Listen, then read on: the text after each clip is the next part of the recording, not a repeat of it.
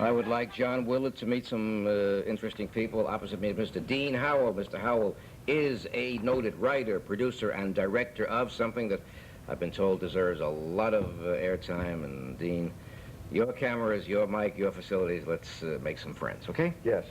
It is very exciting, Joe.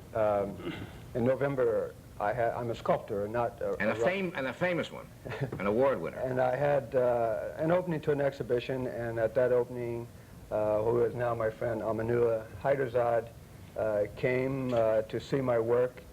He is an Afghan sculptor himself who recently defected from Afghanistan because of the Russian invasion. And immediately we became very good friends without talking. And as the weeks wore on, he and I began to see what we could do in terms of getting momentum for him here in the United States. He's a former university professor, art chairman of the art department at Kabul University, and designed the Afghan national flag, 200 coins and mint, president of the Afghan printing, mint that printed the currency, and so forth. So he's a real person. He's a real person. He's right, Afghanistan a very real leading person. artist or teacher or sculptor or whatever, and as we say, he's real. Okay, continue. In the really sense of the word, right.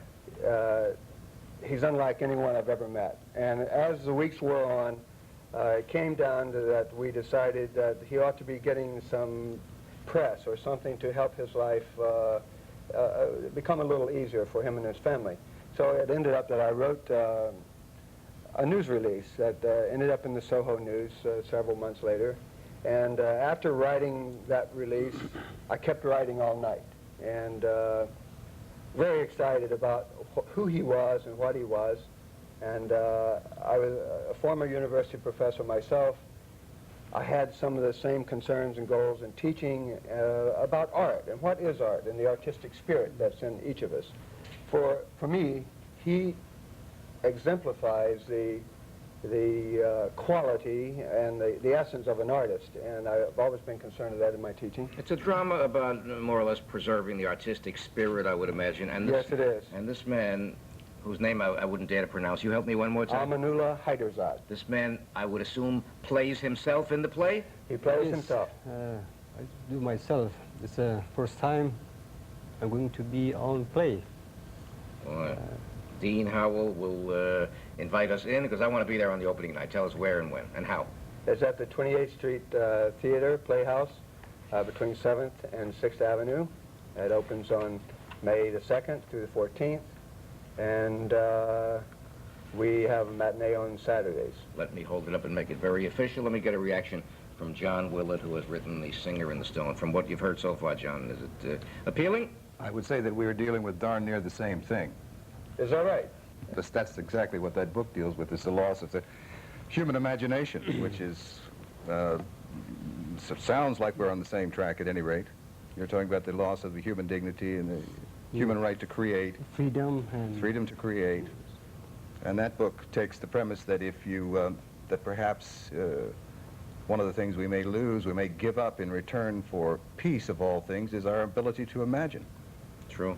I've read about this man's, what's the word, his philosophy of art, his philosophy of life, and it's nice that you've got a show, but the life is still unfolding. The drama is yet unfolding, right, That's Dean? the beauty of it. Yeah, the beauty of it is that it is a true story, and it's dramatic, but at the same time, the sequences are exactly as we've been able to recount them from his stories.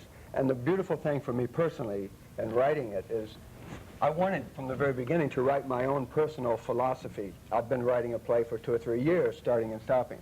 And the beautiful thing is that when he showed up, in a sense, it almost seemed presumptuous of me at times to think that I could tell my philosophy of art or artistic spirit, what it's about, through another man's true story.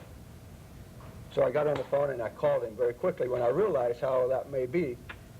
And I thought I should ask him first to describe to me how it was for him. Well, I'll tell you one thing. He's a real person. He's internationally a real person.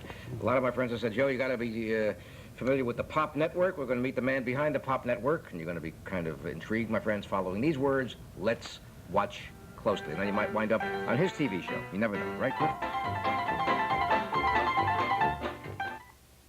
Putting onion. Okay, so Dean said May 2nd at the 28th Street Playhouse, but he meant June 2nd. June 2nd. Ladies and gentlemen, we're being invited to the Pop Network tapings at the Peppermint Lounge, and here's the organizer of Pop Network, Cliff Friedland, to tell us all about it, and let's make some new friends, okay? So again, I want to say congratulations to Cliff Friedland's Pop Network on its excellent press. I recommend a good book called The Singer and the Stone by John Willett, and good luck with Haiderzad, which opens June 2nd June 2nd through the 14th. at the... 28th Street Theater. You're a dynamo. All right. Put All away right. Toodaloo and stay healthy.